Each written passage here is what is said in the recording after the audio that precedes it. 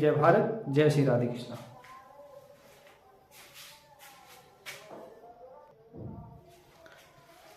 तो फिर विद्यार्थी सभी को जय श्री राधे कृष्णा। जैसा कि आप जानते हो कि मैं अपनी चैनल दिव्यांश करा 9698 पर कल आपको हाई स्कूल विज्ञान में जो केमिस्ट्री का पोर्शन है, जो रसायन विज्ञान का पोर्शन है, पार्ट है, उसमें मैं महत्वपूर्ण प्रश्न आपको नोट करवा चुका हूं। तो आइए उसी की कड़ी में आगे चलते हुए आज जीव विज्ञान के प्रश्नों को मैं कवर करता हूं। जो मॉडल पेपर मैंने संभावना बनाई है प्रश्नों के आने की, वो कुछ इस प्रकार है। तो जीव विज्ञान में क्या क्वेश्चन है, तो देखिए आगे क्वेश्चन है। कल 16 तक क्वेश्चन लिखवा दिए हैं हमने, तो 17वां क्वेश्चन कुछ इस प्रकार है। धमनी और शिरा, धमनी और शिरा में अंतर लिखिए। आपका जो मन करे आप वो तो क्वेश्चन याद करेंगे, जो मेरे को संभावना लगी है वैसे केवल वो मैंने बताए हैं। आपके जो स्कूल में किसी क्लास टीचर ने बताए हैं, स्कूल में पढ़ने वाले जो विषय सब्जेक्ट ने बनाए, विज्ञान वाले टीचर ने बनाए, वो आप उस पर भी ध्यान करेंगे, फोकस करेंगे। आपका जो मन करता है वो भी करेंगे। मुझे जो इम्पोर्टेंट लगे वो मैंने आपको क्वेश्चन लिखवा दिया हूँ। यकृत के प्रमुख कार्य क्या है,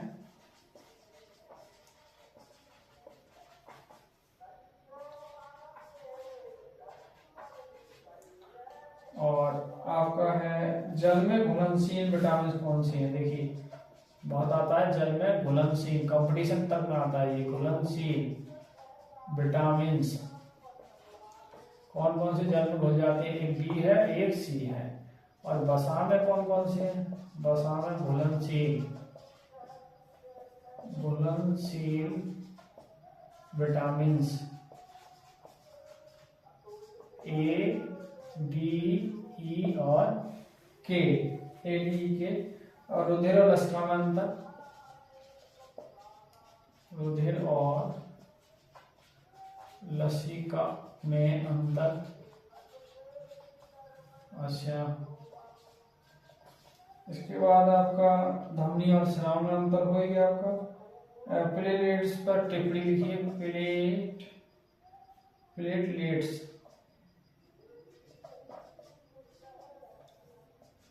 और टिप्पणी लिखिए।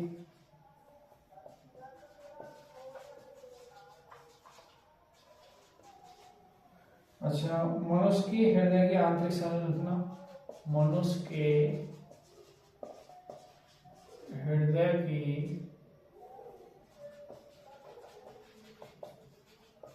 आंतरिक संरचना के बारे में लिखिए। और चित्र भी पूछाएगा मनुष्य के हृदय की। अच्छा, मनुष्य के उत्सर्जन अंग कौन कौन से हैं, मनुष्य के उत्सर्जन अंग कौन कौन से हैं। और वाष्पोत्सर्जन से आप क्या समझते हैं, वाष्पोत्सर्जन से आप क्या समझते हैं। 22, 23, 24। पादप हार्मोन्स का वर्गीकरण कीजिए। पादप हार्मोन्स का वर्गीकरण कीजिए। विद्यार्थियों आपको बता दूं कि ये क्वेश्चन केवल आपको जो लगे हैं वो क्वेश्चन केवल खेलने हैं, याद करने ही याद। पादप हार्मोन्स कौन कौन सी है, एक होती है वृद्धि प्रवर्धक। पादप हार्मोन्स जो होते हैं मैं आपको बता दूं, एक होते हैं वृद्धि प्रवर्धक। वृद्धि प्रवर्धक में जो आते हैं वो जैसे साइटोकाइनिन है, जो वृद्धि को, जो क्या कहते हैं, वृद्धि की दर को बढ़ाते हैं। जिबरेलिन और साइटोकाइनिन दो हैं, जिबरेलिन और साइटोकाइनिन।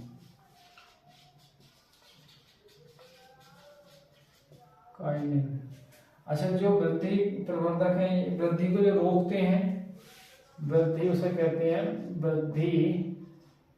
वृद्धि निरोधक। वृद्धि निरोधक जो है पादप हार्मोन कौन कौन से हैं, एफ ससिकाम और एथिलीन और F ससिक अम्ल। ठीक है, लैंगिक वाले परिवार नियोजन क्या है, एक क्वेश्चन आ जाता है, परिवार नियोजन क्या है। परिवार नियोजन का नारा क्या है, छोटा परिवार सुखी परिवार, परिवार को नियोजित तरीके से, ठीक है, एक प्रक्रिया अपनाने की मतलब घटना हो, जैसे जनसंख्या को नियंत्रित करने की प्रक्रिया को परिवार नियोजन कहते हैं, जिसमें परिवार हमारा एक सीमित हो। परिवार नियोजन क्या है। आगे और क्वेश्चन है, लैंगिक और अलिंगिक में अंतर बहुत आता है। ये लैंगिक व अलैंगिक में अंतर लिखिए। तो ये आप कुछ क्वेश्चन में नोट करें, कुछ और क्वेश्चन है वो लिखवा रहे हूँ। ठीक है, तो आज ये विज्ञान के क्वेश्चन दिखाने कराता हूँ, उसके बाद में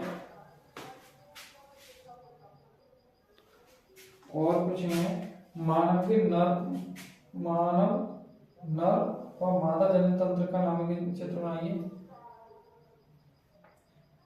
मानव के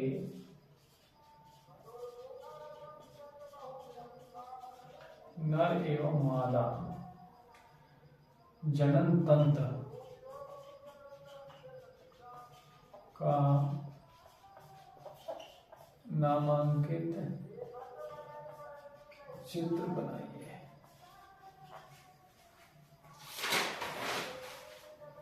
गुणसूत्रों पर टिप्पणी आ जाती है। गुणसूत्रों पर टिप्पणी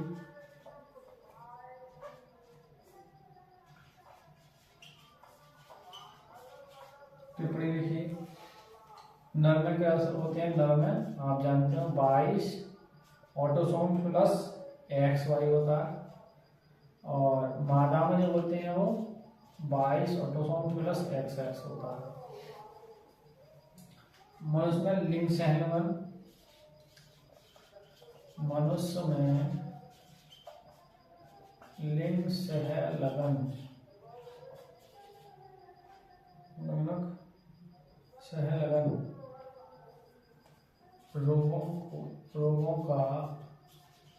रोगों के लक्षण बताइए। ग्रेगर जॉन मेंडल बहुत इंपॉर्टेंट है। ग्रेगर जॉन मेंडल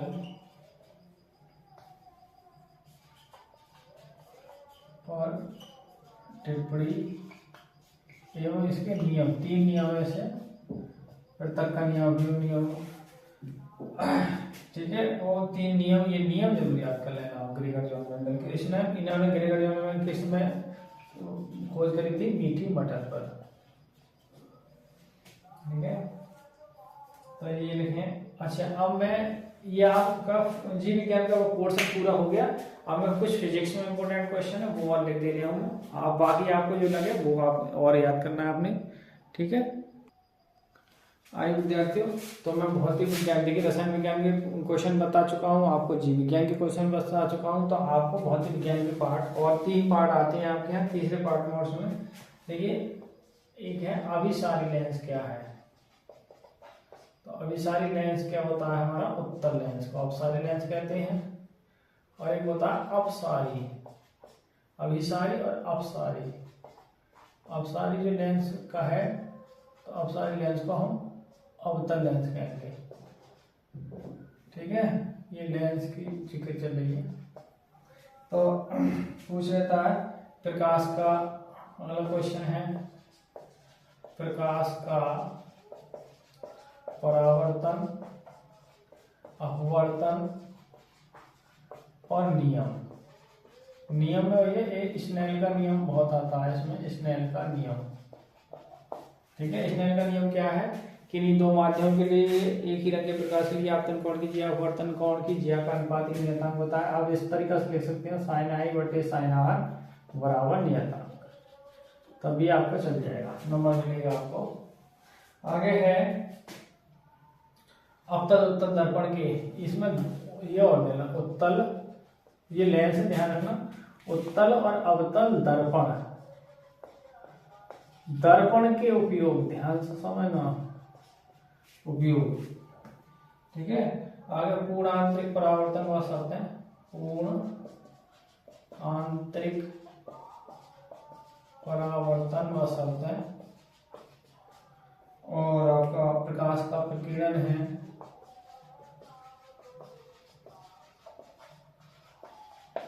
और आपका इसमें क्रांतिक कोण है, क्रांतिक कोण की परिभाषा, क्रांतिक कोण, इसमें क्रांतिक कोण अपवर्तनांक में संबंध, अपवर्तनांक में संबंध, क्रांतिक कोण अपवर्तनांक में संबंध क्या होता है, n बराबर 1/sin c। ठीक है, अच्छा एक ये है निकट दृष्टि दोष, दूर दृष्टि दोष, ये तो दोनों में से एक आएंगे, निकट दृष्टि दोष और दूर दृष्टि दोष, दूर दृष्टि दोष, इसके कारण और निवारण।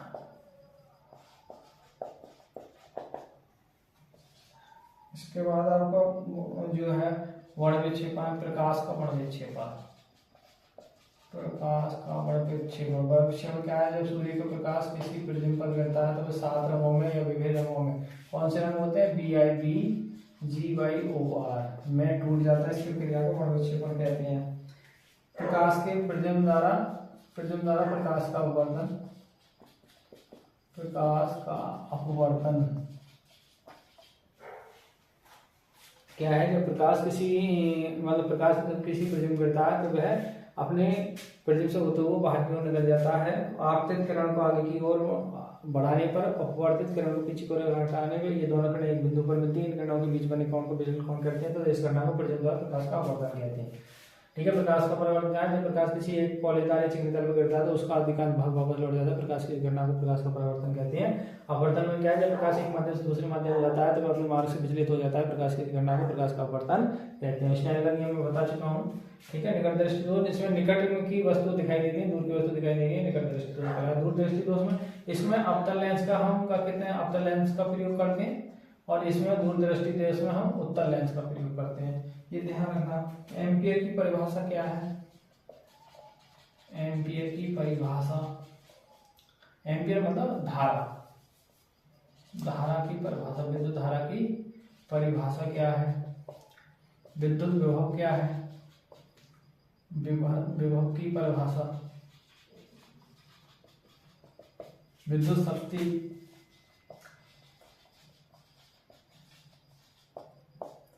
और विद्युत ऊर्जा, विद्युत प्रतिरोध, प्रतिरोध का मात्रा क्या होता है, ओम। अच्छा, प्रतिरोधों का श्रेणी क्रम समांतर, ये तो दोनों में क्वेश्चन में से एक आएगा, प्रतिरोधों का श्रेणी क्रम। तो श्रेणी क्रम में क्या होता है, डायरेक्ट करेंगे R1 R2 R3, और समांतर क्रम में क्या होता है, उल्टे करके जोड़ेंगे 1/R 1/R1 1/R2 1/R3। ठीक है, ओम का नियम बहुत इंपोर्टेंट है। ओम का नियम क्या होता है, V/IR बराबर नियतांक है। यदि किसी चालक की भौतिक अवस्था जैसे ताप इत्यादि में कोई परिवर्तन ना हो तो चालक के सिरों पर लगाए गए विभवांतर और उसमें बहने वाली धारा का अनुपातिक नियतांक होता है, इसे इसने हम ओम का नियम कहते हैं। तो और आगे बढ़ते हैं हम, आप इसका स्क्रीनशॉट ले सकते हैं, इन क्वेश्चनों का देख सकते हैं, जो आपको लगे वो भी आप इसमें क्वेश्चन ऐड करेंगे, वो भी याद करेंगे, इन क्वेश्चनों पर डिपेंड नहीं रहेंगे आप, आपका जो मन है, जो आपके टीचर ने बताया, जो स्कूल में पढ़ा है, वो भी आप नोट करेंगे। एक फ्लेमिंग के नाम आए हाथ के नियम बहुत आते हैं, फ्लेमिंग के दाएं तथा बाएं हाथ के नियम देख लेंगे। अच्छा, चुंबकीय बल रेखाओं के गुण भी, चुंबकीय बल रेखाओं के गुण, अब फैराडे के ये नियम है ही नहीं आपके यहाँ, फैराडे के नियम है तो आप लिखना फैराडे के नियम, इसमें एक लेंज का नियम भी है और वायुसेवर का नियम है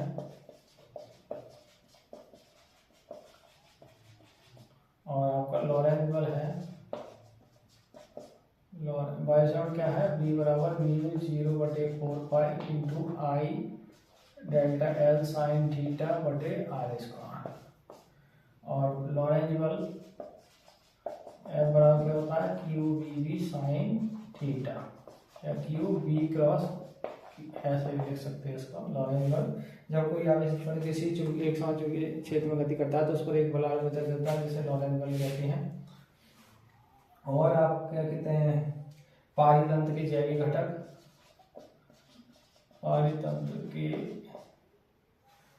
जैविक घटक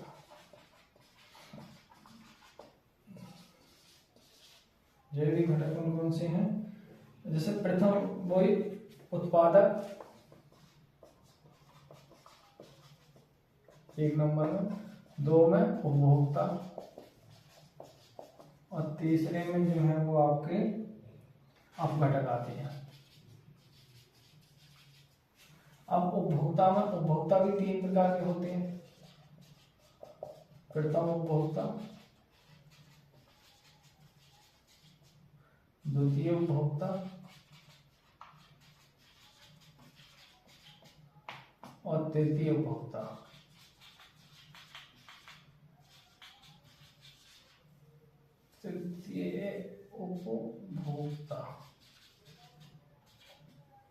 प्रथम में क्या आते हैं, जैसे प्रथम में आपको जो हरे पौधे खाते हैं, जैसे खरगोश वगैरह आते हैं, खरगोश जो हरे पौधे खाएं, और जो प्रथम उपभोक्ता को खाएं एक प्रकार से, वो जो आते हैं जो शाकाहारी को खाएं, इसमें द्वितीय उपभोक्ता में शाकाहारी जंतुओं को अपना भोजन बनाते हैं। तो प्रथम उपभोक्ता जैसे आप में सर्फ है, बिल्ली है, और तृतीय उपभोक्ता जो दोनों को खा सकते, दोनों को नहीं सब मतलब मांसाहारी होते हैं, मांसाहारी जैसे शेर, चीता। ठीक है। ग्रीन हाउस पर एक बहुत क्वेश्चन इंपोर्टेंट आता है, ग्रीन हाउस पर टिप्पणी लिखिए, ग्रीन हाउस पर टिप्पणी। और एक आहार श्रृंखला आती है, आहार श्रृंखला क्या है,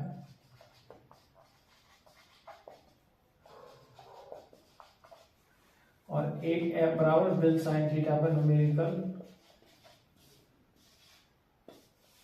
तो फ्री विद्यार्थी आपने देखा। और हाँ, ये जो एम्पियर है मतलब धारा है, धारा का जो किस में नापते हैं, एमीटर से नापते हैं, और वाहनतल किस में नापते हैं, वोल्ट मीटर से नापते हैं। प्रतिरोध का मात्रक ओम होता है, विद्युत शक्ति का मात्रक वो वाट होता है, और आपका जो मतलब एक 1 HP जो है वो आपके 746 वाट होते हैं उसमें, और 1 किलोवाट घंटा में होते हैं 3.6 × 10⁻⁶ जूल। ठीक है, 1 वाट घंटा, और 1 वाट घंटा में जो होते हैं वो 3600 जूल होते हैं। तो आपको जो लगे और क्वेश्चन है मैंने ही, तो आज के में हाई स्कूल विज्ञान की वीडियो को यहीं रोकते हैं। और आप हमारे चैनल दिव्यांश क्लास चैनल में बने रहिए और भी बच्चों को लाइक सब्सक्राइब कीजिए। आप कल से मैं आपके हाई स्कूल के कुछ न्यूमेरिकलों को की वीडियो कल से अपडेट करूंगा। ठीक है, तो इसी के साथ सभी को जय हिंद, जय भारत, जय श्री राधे कृष्णा।